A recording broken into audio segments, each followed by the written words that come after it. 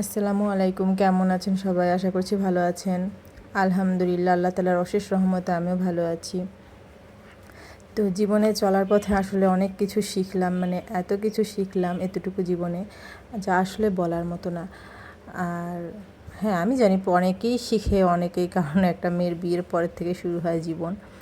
তো আমি অনেক কিছুই শিখলাম, বাট আমি যদি এখন বলতে যাই দেখা যাবে অনেকের গায়ে তা ফুসকার মতন পড়ে যাবে, কিন্তু তারা যে করেছিল তারা সেটা তারা ভুলে যায়।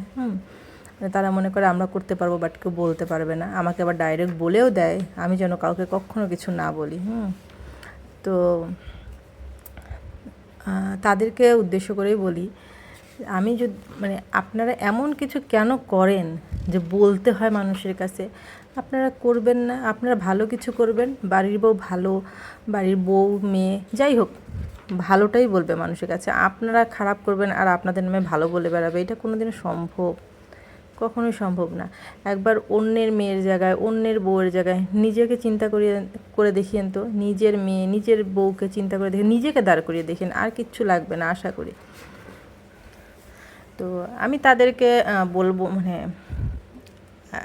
বলে না নিন্দুকের বাসি আমি সবার চেয়ে ভালো। আসলে ওরা ওদের নিন্দা নিয়েই পড়ে আছে, ওরা কিন্তু নিন্দা করতে করতে সেই পিছনেই পড়ে আছে। তো পিছনে পড়ে থাকে, আবার পিছনে পড়ে সামনে আগানোর চেষ্টা করে আর কি, যাকে এক কথায় বলে। তো পিছনে যারা পড়ে থাকে তারা পিছনেই থাকে, তারা কিন্তু আর সামনে আসতে পারে না। কিন্তু তাদের মানে আসলে কি জানেন, কিছু মানুষের যখন আঘাতগুলো আসে না, তখন ওটা সারা জীবনেও মোছার না। যতই আমরা মুখে বলি যে হ্যাঁ আচ্ছা ঠিক আছে সমস্যা নাই সব কিছু ওকে, বাট আসলে কি মন থেকে কি সব কিছু ভোলা যায়? মন থেকে কি কেউ কখনো সেই জিনিসটাকে মাফ করে দিতে পারে, বা সেই জিনিসটা কি মুছে ফেলতে পারে কেউ কখনো? কেউ কখনো পারে না। এটা কিছু মানুষ বোঝেই না। তো যাই হোক, আজকে আমি বাবুকে নিয়ে আসছিলাম। তো আমার বাসায় হচ্ছে আমার দুলাভাই আসছে, যেহেতু দুলাভাই আসেনি এর আগে কখনো, অনেক দিন, মানে আমি আসার 6 মাস হয়ে যাচ্ছে আমরা রংপুরে আসার। তো দুলাভাই আসেনি, তো আজকে একটু দুলাভাই আসছিল। আমি পরে দুলাভাইয়ের জন্য একটু হালকা পাতলা রান্না করব, বাট তখন আমাদের খেলার জন্য সকাল থেকে কারেন্ট নাই, খেলা শেষ হয়ে গেছে, কারেন্টও চলে গেছে।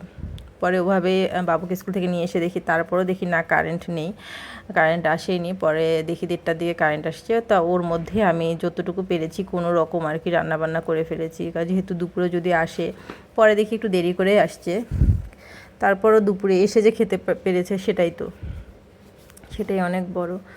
তো জীবনে চলার পথে অনেক মানুষকে দেখা যায়, বোঝা যায়, চেনা যায়। তো আমি আর কোনো মানুষকে দেখতেও চাই না, চিনতেও চাই না, আর বুঝতেও চাই না, কারণ মানুষের মতন মানুষরূপী অমানুষ, তাদেরকে চেনারই বা কী আছে, তাই না? আমার ভিডিওটা দেখতে দেখতে যারা এতদূর পর্যন্ত এসেছেন তারা প্লিজ মানে ভিডিওটাতে লাইক করে দেবেন, আর লাইক কমেন্ট শেয়ার করতে ভুলবেন না।